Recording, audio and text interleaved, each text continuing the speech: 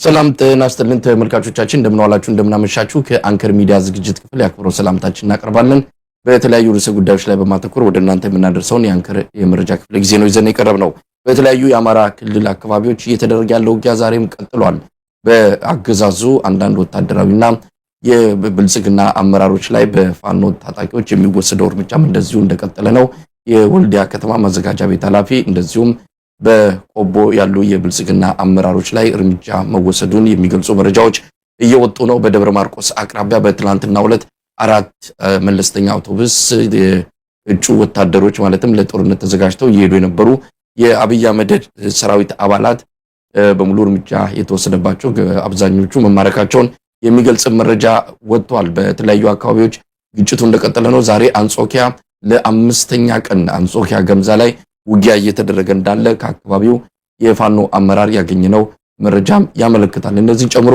በሌሎች ጉዳዮች ላይ እንወያያለን አብራችሁ እንድትዘልቁ ግብዣችን ነው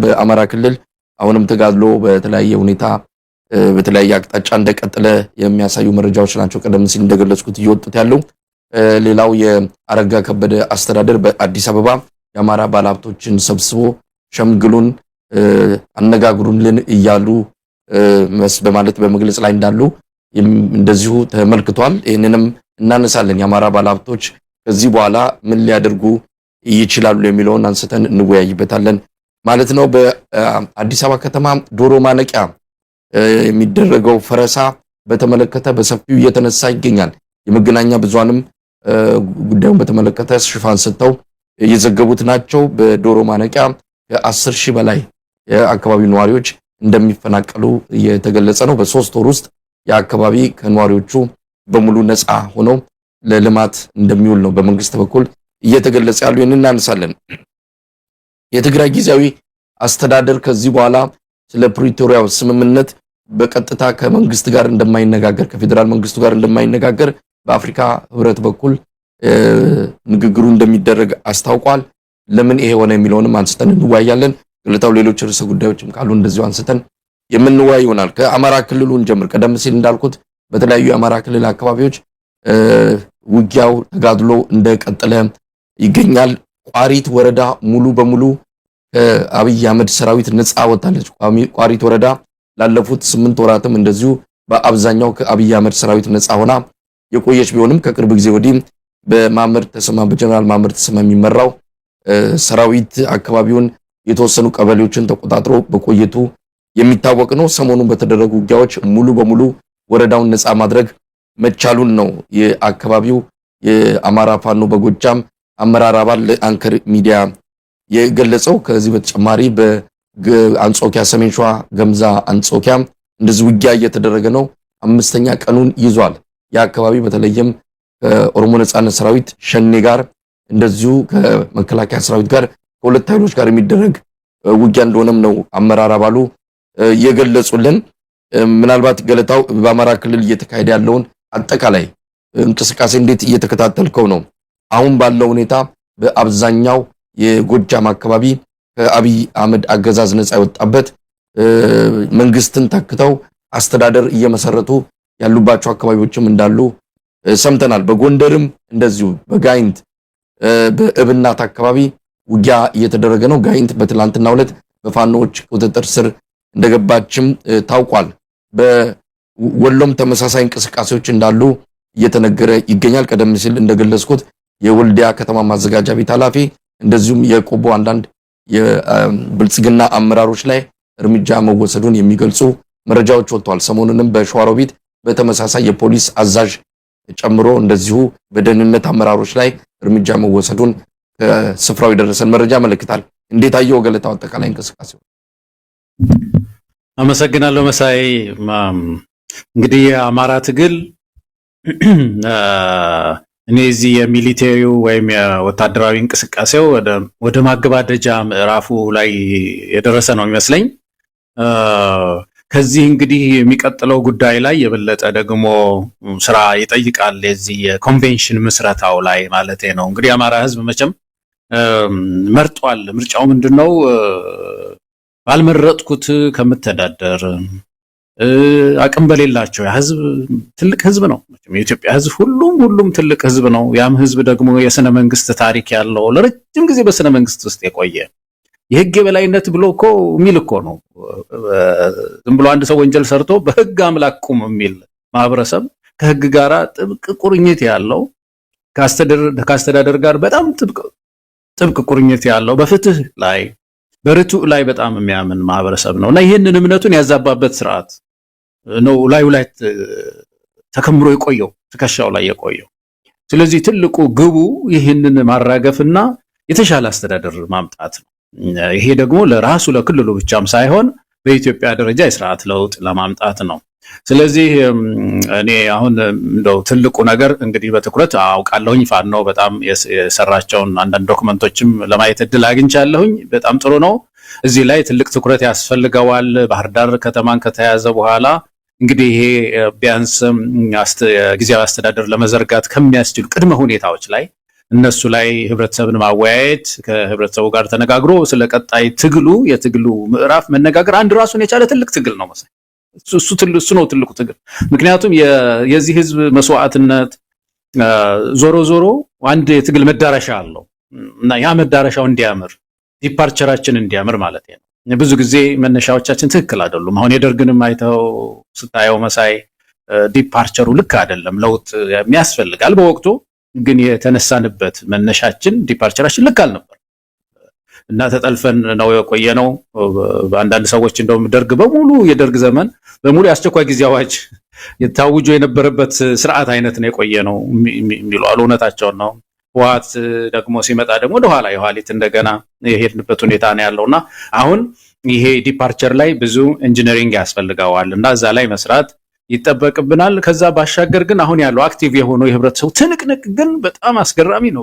በጣም አስገራሚ ነው። በዓለም ላይ ብዙ አይታይም እኮ እንደዚህ አይነት ድል፣ እንደዚህ አይነት በአጭር ጊዜ ውስጥ እንግዲህ በወራት ውስጥ አንድ ዓመት ባልሞላው ትግል ውስጥ አካባቢውን እየተቆጣጠረ ትላልቅ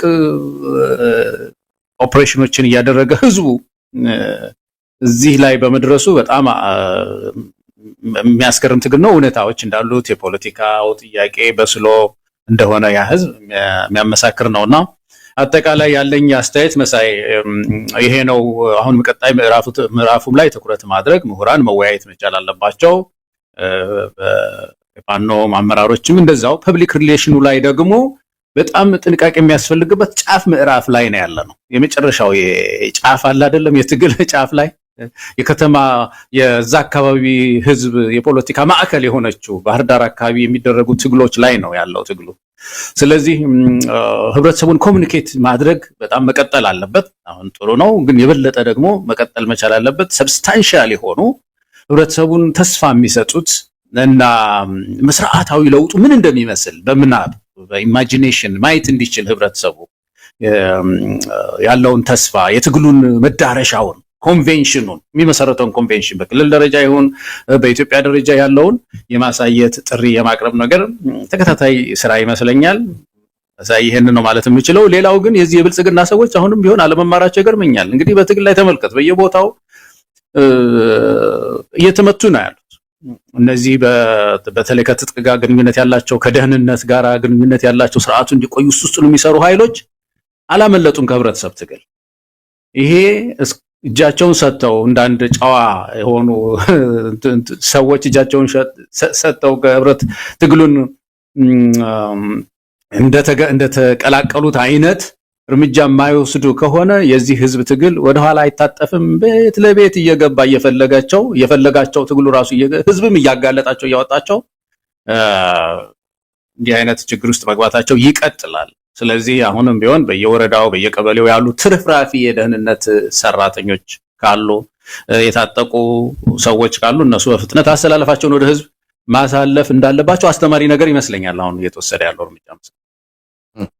ገለታው ቀደም ሲል በመነሻ ላይ ያነሳውና በሰፊው የሄድክበት የዚህ የሽግግሩ ሁኔታ አሁን ይሄ ያለውን የወታደራዊ እንቅስቃሴ አጠቃላይ ተጋድሎ በቀጣይ ምዕራፉ ከወዲሁ መሰረቱ ሊጣል ይገባል በሚል ያነሳውን ሐሳብ በተመለከተ እንደው በተወሰነ ሌሎች ተጨማሪ ደቂቃዎችን ወስደን ብንነጋገርበት ጥሩ ነው። በጣም ወሳኝ ስለሆነ ነው። ከእንቅስቃሴዎች አንፃር አንተ ቀደም ሲል ምን እንደተጠቀስኩት አንተም እንዳጠናከርከው በርካታ ወታደራዊ ድሎች ተገኝተዋል። አገዛዙ የበተነውን ወይም ደግሞ ያፈረሰውን ልዩ ኃይል ጭምር በመጥራት እዚህ ጋር በደንብ ልትረዳ የምትችለው ልዩ ኃይሉን አፍርሶታል። ካፈረሰው በኋላ አሁን እንደገና ጠርቶት መሳሪያ አስታጥቆ የተወሰኑ ስልጠናዎችን ሰጥቶ ሂዱና ፋኖን ተዋጉ በሚል አሰማርቷቸው ነበረ። አሁን ባለን መረጃ እስካሁን በአዲስ መልክ የገባው የልዩ ኃይል አባላት አክቲቭ በሆነ መልኩ ወይም ደግሞ ልክ በሚሊሻውና አድማ በታኙ እንደሚያደርገው ከፋኖች ጋር ፍጥጫ ውስጥ የገባበት ሁኔታ እንደሌለ ነው የሰማነው። እንደውም በአንድ አካባቢ እስከ 320 የሚደርሱ የልዩ ኃይል አባላት መሳሪያቸውን ይዘው ወዴት እንደገቡ እንደማይታወቅ ነው። ፋኖን ይቀላቀላሉ ተብሎ ይጠበቃል። የተመረቁ በዕለቱ 180 የሚሆኑት መሳሪያቸውን ይዘው ፋኖን መቀላቀላቸው እንደዚሁ ተጠቅሷል። እነዚህ አሁን አድማ በታኝና ሚሊሻዎች ናቸው አሁን ከመከላከያው ፊት እየሆኑ ዋጋ እየከፈሉ ያሉት። እነሱም በአብዛኛው እጅ እየሰጡ መሳሪያቸውን ይዘው እየጠፉ እንዳለ ይታወቃል። ስለዚህ መከላከያ ሰራዊት የሚቻለውን ያህል እየሞከረ ነው። በድሮን ሞክሯል፣ የሚያስቆመው አይደለም። በአማራን እርስ በርስ በማጋጨት ሚሊሻ፣ አድማ በታኝ፣ አሁን ደግሞ ልዩ ኃይሉን መልሶ በማደራጀት ፋኖን ለመግጠም ሞክሮ ነበር። ያም አልሆነም። በሰፊ ቁጥር ነው እየተመቱ ያሉት እየተማረኩ ያሉት። ሰሞኑን ሰምተህ ከሆነ በአንድ ሳምንት ውስጥ ብቻ ወደ 6 ኮሎኔሎች በተለያዩ አካባቢዎች ወይ ተማርከዋል ወይ ተገድለዋል ወይ በራሳቸው ጊዜ መጣው እጅ ሰጥተዋል። 6 ኮሎኔሎች። ይሄ ነገር በብልጽግና መንደር ትልቅ ድንጋጤን ፈጥሯል። በዚህም ምክንያት የፈጠራ ዜናዎችን እየፈበረኩ ማሰራጨት ተያይዘዋል። በየማህበራዊ ሚዲያ ያሰማሯቸው የነሱ ሰራዊቶች አሉ። እነሱ ደግሞ ልቦለድ ዜናዎችን እያመረቱ እከሌ ተገደለ፣ እከሌ መክረነው እምቢ ብሎ ያው ተሸኘ አይነት በጣም ስርዓት በጎደለ መልኩ ውስጣቸው ያለውን ድንጋጤ ለማካካስ በሚመስል መልኩ ሰፊ ፕሮፓጋንዳ ጀምረዋል። ለማንኛውም ያለው እውነታ ይሄ ነው። እርምጃ እየተወሰደባቸው ናቸው። ቀደም ሲል እንደጠቀስኩት በሸዋሮቢት እንደዚሁ የከተማዋን ፖሊስ አዛዥና ምክትላቸውን ከነአጃቢዎቻቸው ጭምር ነው እርምጃ የተወሰደባቸው። በህይወት ስለመኖራቸው በእርግጥ የሚታወቅ ነገር የለም። ወደ ደሴ ሆስፒታል ሲወሰዱም እዛ መንገድ ላይ የደፈጣ ጥቃት እንደተፈጸመባቸውን የሰማ ነው። በባህር ዳርም እንደዚሁ የአንድ የሚሊሻ ሰራዊት አዛዥ ከነጠባቂዎቹ ተገሏል። ቀደም ሲል በገለጽነው መሰረት በወልዲያም እንደዚሁ በቆቦም በተመሳሳይ እንደዚህ አይነቱ ነገር ወደፊትም እንደሚቀጥል ነው ከፋኖች አካባቢ ያገኘነው መረጃ የሚያመለክተው። በጊዜ ፋኖን ተቀላቀሉ፣ አለበለዚያ እናንተም የስርዓቱ አካል ተደርጋችሁ እርምጃ ይወሰድባችኋል እየተባለ ነው። እንግዲህ ይህ አይነቱ እንቅስቃሴ ወታደራዊ እንቅስቃሴ ወደ ፖለቲካዊ መስመር ተቀይሮ ስለ ሽግግሩ ማሰብ ያለብን ይመስለናል። እንዳልከውም በእርግጥ አልተሰራም ማለት አይደለም።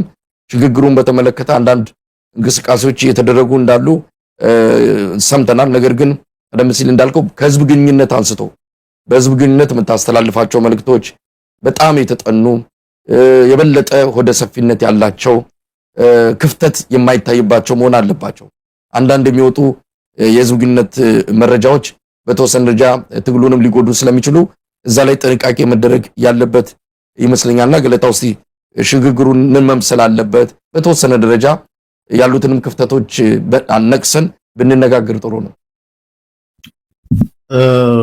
በዚህ ባነሳው መሳይ የዚህ እርምጃ አወሳሰዱ ላይ እነዚህ ሰዎች ምርኮኛ አይደሉም። የኢትዮጵያ ሕዝብ ሊያውቅ ይገባል። ፋኖ እስካሁን ድረስ የሚደነቀው በዓለም አቀፍ መድረክም የተመሰገነው ባለፈው ባቀረብነው ሪፖርትም ላይ ለዩናይትድ ኔሽንስ በቀረበው ሪፖርትም ላይ የተመሰገነው በጦርነቱ መካከል ያለው ዲሲፕሊን ነው። ምርኮኞችን ለምሳሌ ሰብስቦ የተማረከን ሰው እጅ የሰጠን ሰው ወስዶ ሲረሽን ምን ሲያደርግ አልታየም። ግን እነዚህ በየጉሬው የተወሸቁ የፖሊስ አመራር ነን እያሉ ደህንነት ነን እያሉ ህዝብ የሚያስጨርሱ እጅ አልሰጥ ያሉ ሰዎች ላይ ደግሞ ይሄ የጦርነቱ ባህሪ እኮ ነው። እንግዲህ የትግል አርምድ የሆነ ትግል ማለት አንዱ ይሄ ነው። ስለዚህ እነዚህ ሰዎች ሰለባ ነው የሚሆኑት። እኔ አንድ በጣም አስጠንክሬ እንደው መናገር የምፈልገው እንደ አንድ ኢትዮጵያዊ መሳይ አማራ ክልል ውስጥ ይህንን ኦፕሬሽን ማን እንደሚያዘው በተለይ እነዚህ የብልጽግና ሰዎች ማወቅ አለባቸው። አማራ ክልል ውስጥ እኮ ያን ጊዜ የመጀመሪያ ኦፕሬሽን ጊዜ ባህር ዳር ገብተው ይልቃል የሚባል የይልቃል ካቢኔ ከፈረሰ በኋላ እኮ አማራ ክልል ውስጥ የመንግስት ስልጣን የሚፈልግ ሰው እኮ የለም። በግድ እኮ ነው የተሾሙት። እናረጋ እኮ የመጡት እኮ ብዙ ሰው እምቢ ብሎ እኮ ነው መሳይ አንሾም አንፈልግም ብሎ። በዞን ደረጃ ሹመት የፈለገ ሰው የለም። በግድ የተቀመጡ አሉ በኮማንድ ፖስት። ስለዚህ እነዚህ በግድ የተቀመጡ በኮማንድ ፖስት በዞን በምን የተቀመጡ ሰዎች ማን ነው የሚያዛቸው ከኋላ መሳይ? ኮሬ ነገኛ ነው እንኳን የተጋለጠ ለሮይተርስ በጣም ይሄ ስሙ ራሱ በደንብ መጋለጡ በጣም ለኢትዮጵያ ፖለቲካ ትልቅ መብራት ነው ያልነው እኮ ባለፈው ይሄ ነው። ኮሬ ነገኛ ነው እያዘዘ ያለው። በኮማንድ ፖስት የታሰሩ ሰዎች ናቸው ትዕዛዝ እየሰጡ ያሉት አማራ ክልል ውስጥ።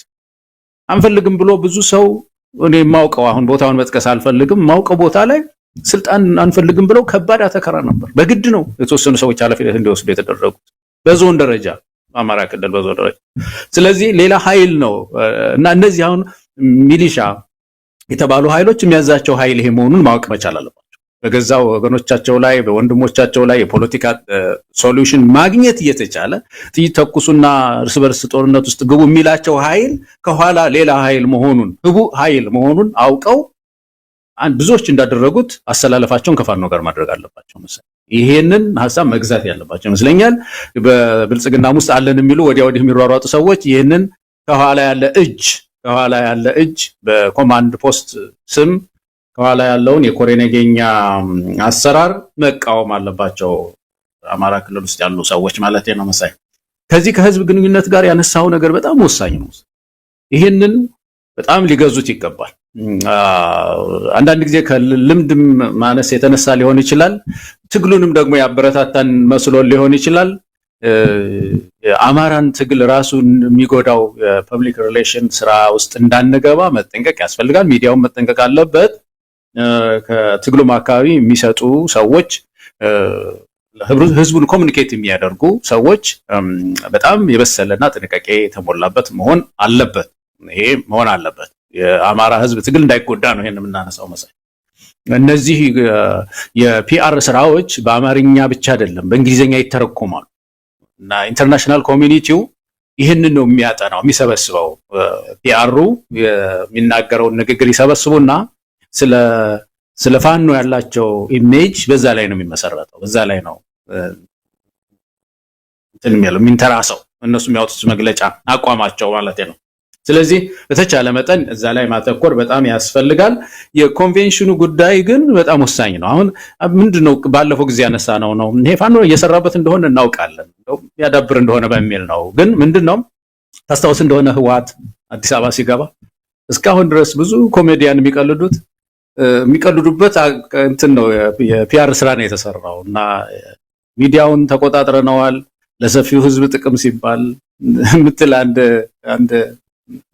አጋጣሚ ሰውየውን ማቃው ይመስለኛል። በዛ በመሃል ሜዳ በነበርንበት ጊዜ በዛ አካባቢ ስለመጡ ህወሓቶች ሰዎች ሊያስታውሱኝ ሞክረዋል እና እንደዚህ አይነት ዲፓርቸር እንዲህ አይነት ኮሚኒኬሽን ምናልባት ችግር ሊፈጥር እንደሚችል የፋኖ አመራሮች ስለሚያውቁት ገለታው ይሄንን ያነሳውልህ ለምንድን ነው አሁን የሚደርሱ መረጃዎች በተወሰነ ደረጃ ባህር ዳር ቀለበት ውስጥ ነው ያለችው። የፋኖ ኃይሎች እየተጠጉ ነው። ወጥተው ገብተው የፈለጉትን አድርገው መውጣት ይችላሉ። ባረጋ ከበደ ቁጥጥር ስር ወይም ደግሞ በኮሬ ነገኛ ቁጥጥር ስር ነች ማለት ሙሉ በሙሉ አይቻልም። የፈለጉትን አድርገው ይወጣሉ። ነገ ከነገ ወዲያ የተቀናጀ ሜካናይዝድ የሆነ የፋኖ ኃይል ገብቶ ባህር ዳርን ሊቆጣጠር የሚችልበት የቀን ጉዳይ ካልሆነ በስተቀር በቅርቡ እንደምናይ እንጠብቃለን። ስለዚህ ተዘጋጅተናል ወይ የሚሉት የፋኖ አመራሮች ምን ይነግሩናል ነው። በዚህ አንፃር አሁን ያልካቸውን ጨምሮ ባህር ዳር በቁጥጥር ስር የምትል ከሆነ ነገ ከነገ ወዲያ የሚታሰበው ስለ አዲስ አበባ ነው።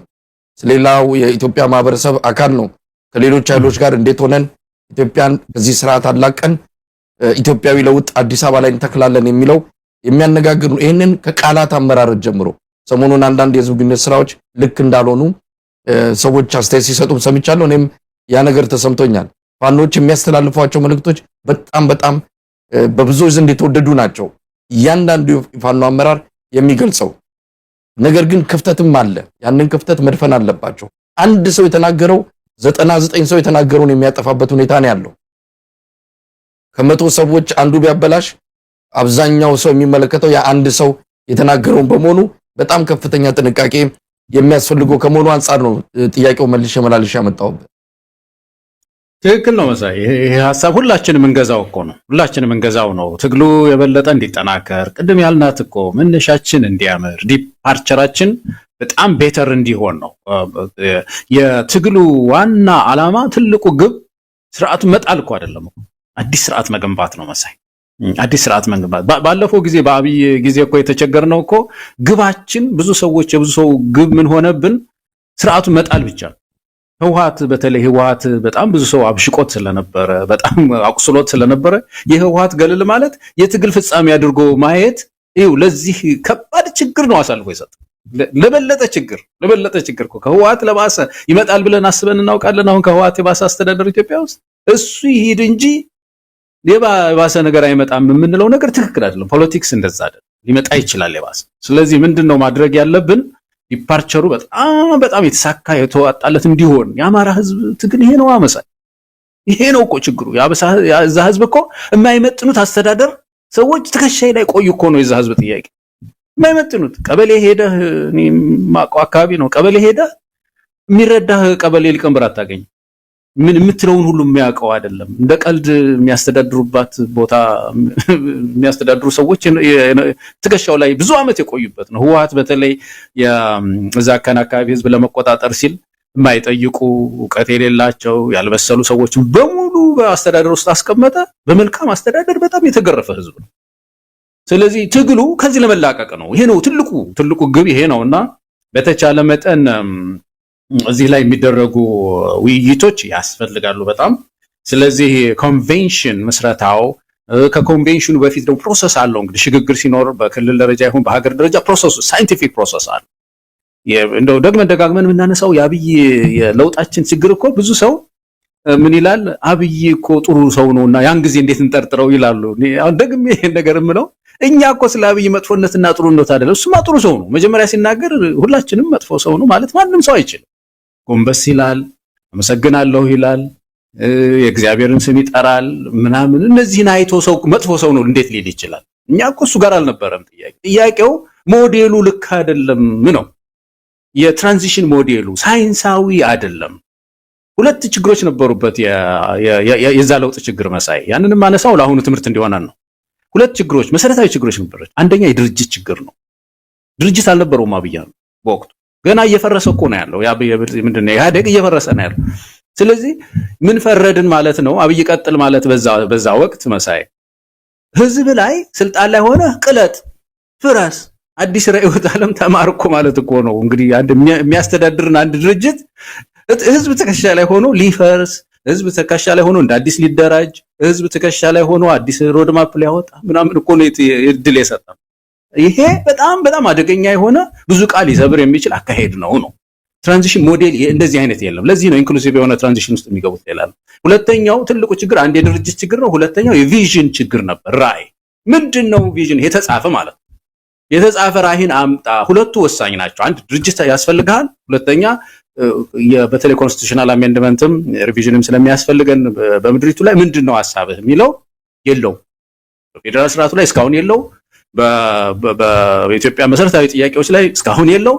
ይሄንን ለምንድን ነው ይቀጥል ያልነው ነው እንጂ አብይ ጥሩ ሰው ስለሆነ ምናምን አይደለም። አሁንም ቢሆን ሽግግራችን በክልል ደረጃ የአማራም ትግል ቢሆን የሚሰምረው እና የስርዓት ተከላ የምናመጣው ዋናው ግብ እሱ ስለሆነ ምንድነው የምናደርገው? የሰላ ትችትን መስማት ያስፈልገናል። እስካሁን ያሉትን አንዳንድ ዶክመንቶችን አይቼ በጣም የሚበረታቱ ናቸው። ግን በፒአሩም በኩል ያለውን ችግር እያስተካከለ የተሻለ ዲፓርቸር ኢትዮጵያ የምታይበት ዋናው ትልቁ ትግል ደግሞ ምንድነው? ፓርት2 ነው።